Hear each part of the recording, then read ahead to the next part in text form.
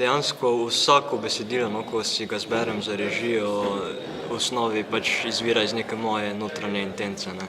V vsakem primeru si zberem nekaj, kar jaz v bistvu sebe na nekem nivoju noter vidim, ne. Ne gre za to, da iščem svoje zgodbe, ampak gre za to, da, ne vem, neke motive, teme, ki mene osebno, ne vem, prizadenejo, recimo, da jih iščem in si jih zberem za uprizoritev, ne.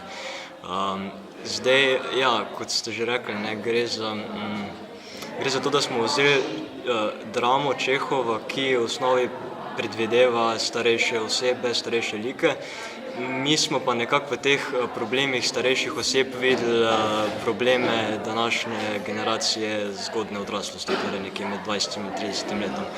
Gre predvsem za probleme, ki izvirajo iz neke, ne vem, socialne, psihološke, finančne nestabilnosti, ki nas danes mogoče nekako bolj dotika naših let, kot pa mogoče generacije pred nami. In to nekako, da že pri 25-ih imaš občutek, da si veliko zamudil, čeprav dejansko imaš celo življenje pred sabo, ne, pa gre za bolj neko to, nimam še službe, nimam še familije, ničesar, ne, kar je mogoče nekoč pri 25-ih že bilo kar nekako samoumevno, ne. Gre za to neko heterogenost obdobja med 20 in 30 letom, ne.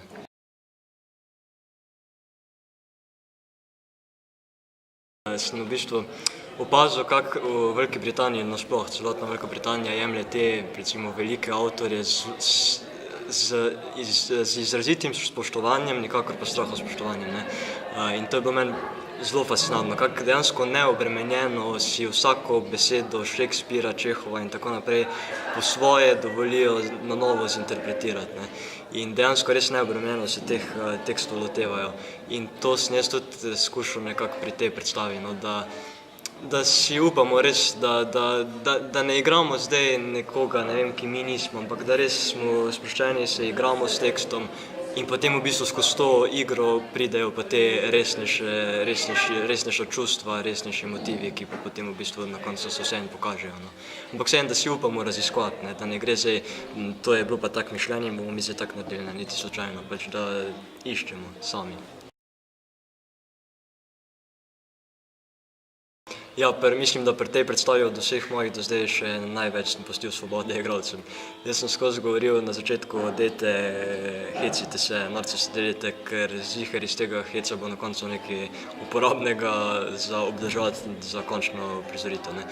Zdaj, končna prizoritev je postavljena tako, kot je, ne, zdaj tukaj ni več veliko svobode, ampak med samim študijem smo pa probali čim bolj se igrati ravno zato, da pol markiramo, evo, tole je pa zelo fajna fora bila, ki je prišla zelo spontano, in zelo paše noter v kontekst, dajmo jo obdržati, ne.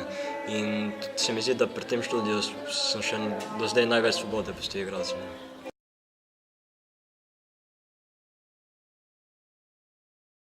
Jaz sem s tem predvsem skušal poudariti to, da, ne vem, Žiga ne igra 50 ali pa 60-letno Vanje, ampak igra pač 25-letnega Vanjo, ki ima pač skozi isto izražanje problemov ima neke probleme, ki jih ima 25-letni človek, ne.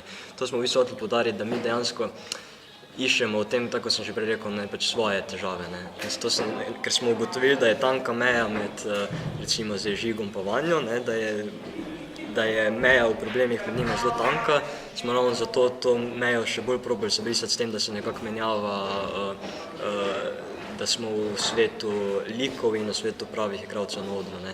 Da nekako razbijamo to neko klasično formo ravno iz tega razloga, ne.